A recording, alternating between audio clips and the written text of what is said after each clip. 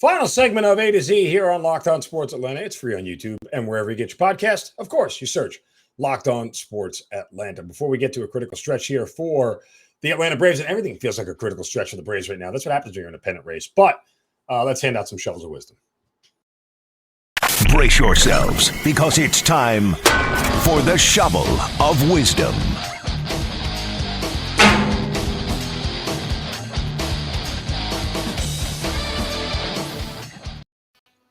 Yeah, you know how we do it every day. Got to set somebody straight. My job, like part of my debt to society, is to keep people in line, and we do so by whacking them upside the head with a shovel for saying you're doing something stupid. And you can do so on my Twitter account at Mark Zinno. Use the hashtag shovel of wisdom. Today, my shovel goes to college football playoff expansion proponents. All you guys suck. Beyond that, I won't make it personal. As I said, I knew that college football playoff expansion was coming. I did not think it would be a 12-team playoff. I thought 8 would have been the cap. I thought 6 might have been sort of the sweet spot. But yeah. Here's the thing, guys, and I said this. One, just please do fix conference realignment first before you do the expansion. Set conferences that are even as best you can be, that are level as best you can be, that spread out all the superpowers in college football and make it at least somewhat competitive, especially if you're going to have automatic bids. Especially if you're going to have automatic bids.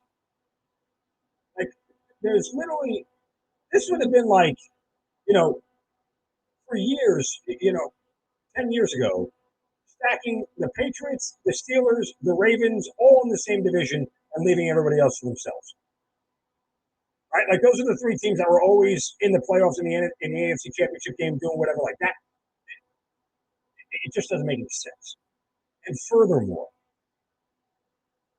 and this is what, well, this is not a sort of overall stamp that I just talked about earlier. Georgia beat the ever-loving crap out of Oregon, who was the 11th ranked team in the country. Georgia was 3rd. But sure, expand to 12 teams. So you can see that in the first round of the playoffs. Why? Why do fans, I don't understand why you want that. I don't understand why you want to watch Wisconsin get rolled. It just doesn't make any sense to me. Like, I can't process it. You think that that's worthwhile of a playoff spot? I mean, NC State getting in to get whooped by Alabama by 40, that doesn't do anything for me. Oh, because you'll get one good, 5-6 matchup or 6-7, stop. It's not worth it. It's just not. For me, it's not. I know I'm on the wrong side. I understand it's all about money. I'm not even going to, belabor that point anymore. But I'm just simply saying that for me, it's like overkill. I'm so happy with 4. I think it's great. I like it's competitive. I like the fact that it's exclusive. And it's not even for me about necessarily thinking that all of a sudden this destroys the regular season. Because I've heard that thing. And to this point, no 2-loss team has made it in. So you get one slip up, which, again, is fine. But that's sort of the whole thing. Like, now you're going to have 2 and maybe even a 3-loss team get in. And all we're going to do now is complain about teams 13, 14, and 15 and why they should have got in over team 12. So you guys can have your college football playoff expansion. I'm going to watch it. I'm going to bet on it. I'm going to talk about it because I have to, but I still think it sucks. That's just me. Okay. Braves are game out of first in the NL East, and we are in a stretch right here over the course of the next week, the next really 2.5 weeks, where the Braves have to play some of their very best baseball if they want to make that final series against the Mets matter. Why?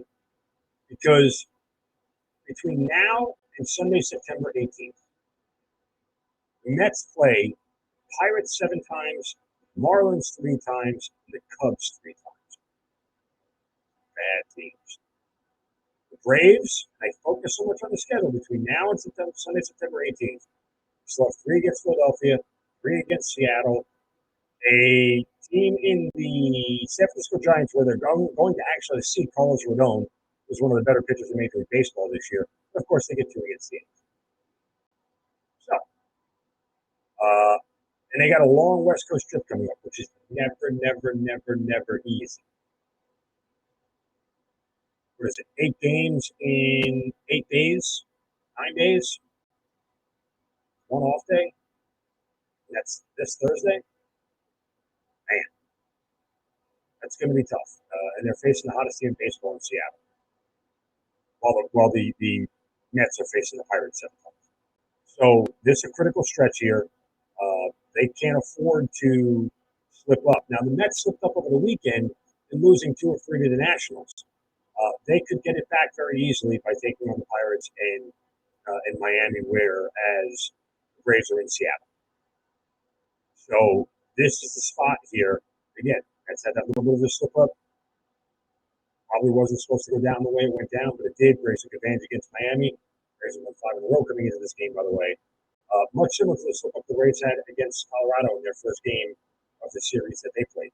So, yeah, I mean, it really is a very much, and it was with their best pitcher in the next 3. But then they go out and they beat Sandy Alcantara. Okay. Alcantara. Anyway. So that's where this team is. Going to be a critical stretch here for them.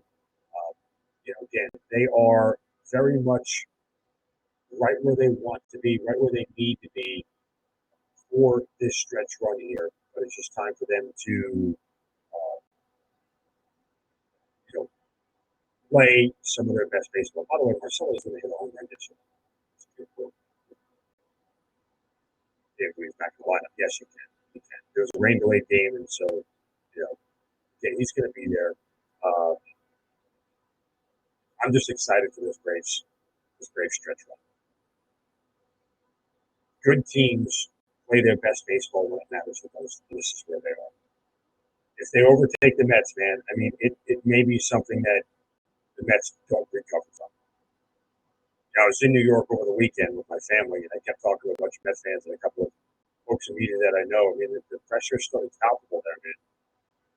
The 10.5 game lead. Granted, it was back in May. It's a long season.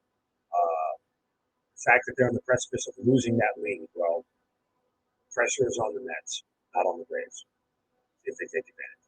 All right, that'll do it for us here today on Locked On Sports Atlanta. Make sure you guys subscribe to our YouTube channel as well. Give me a follow on Twitter at Zinno, MARKZINNO, and at LockedOnATL.